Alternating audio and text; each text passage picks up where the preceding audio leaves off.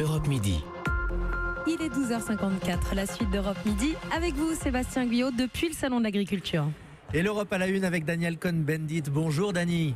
Bonjour Sébastien. On parle de la Syrie avec vous aujourd'hui, des raids, des tirs de roquettes ce matin dans la Ghouta orientale, malgré la trêve ordonnée par la Russie, au moins un civil tué. Mais au fait, Dani, d'abord première question, pourquoi est-ce que c'est Vladimir Poutine qui donne les ordres et à qui d'ailleurs ?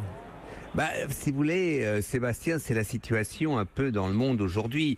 Vladimir Poutine et Donald Trump en font à leur tête. Donald Trump décide de transférer l'ambassade américaine à Jérusalem contre les résolutions de l'ONU et Vladimir Poutine décide de diviser la résolution de l'ONU. L'ONU demande une trêve, lui dit bon, ça sera 4-5 heures. Pourquoi ? Parce que le double jeu de Poutine de la Russie, c'est il veut qu'Assad reparte à la conquête d'une grande partie de la Syrie. Donc la Ghouta va être occupée par les forces d'Assad. Et c'est ça le plan de Vladimir Poutine. Il avait refusé longtemps ce cessez-le-feu. Ça ne l'intéresse pas. C'est la victoire de Assad qui l'intéresse. Alors la Russie au centre du jeu. Jean-Yves Le Drian, le ministre français des Affaires étrangères, est à Moscou d'ailleurs aujourd'hui. Emmanuel Macron a demandé, on le sait, à la Turquie de respecter la trêve aussi dans le nord de la Syrie, à Arfin.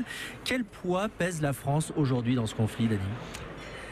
Eh bien, peu de choses en fin de compte, et c'est pas la faute de la diplomatie française, c'est simplement qu'aujourd'hui la France dépend de la capacité de l'Union européenne, et c'est là où le bas blesse, et donc aussi bien les Américains que les Russes, que les Chinois d'ailleurs, ne se sentent pas vraiment menacés ou poussés par une intervention du président français.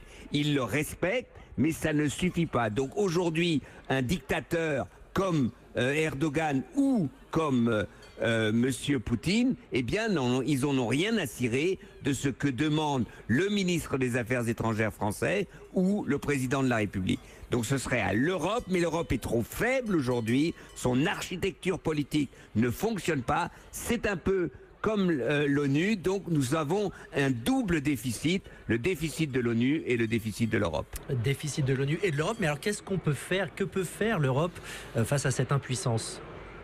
L'Europe pourrait vraiment d'abord s'engager fermement pour aider, disons, ceux qui subissent en Syrie ou dans d'autres régions du monde. L'Europe pourrait prendre, ce qu'ils essayent, une initiative forte sur le Moyen-Orient. Donc l'Europe pourrait aussi appeler à une grande conférence internationale dans la région, car ce n'est que comme ça qu'on y arrivera. Bref, l'Europe doit dédoubler sa capacité d'intervention humanitaire, étant donné que sa capacité militaire n'existe pas et qu'il n'y a pas de solution militaire dans la région, dans la Syrie, pour la Syrie aujourd'hui.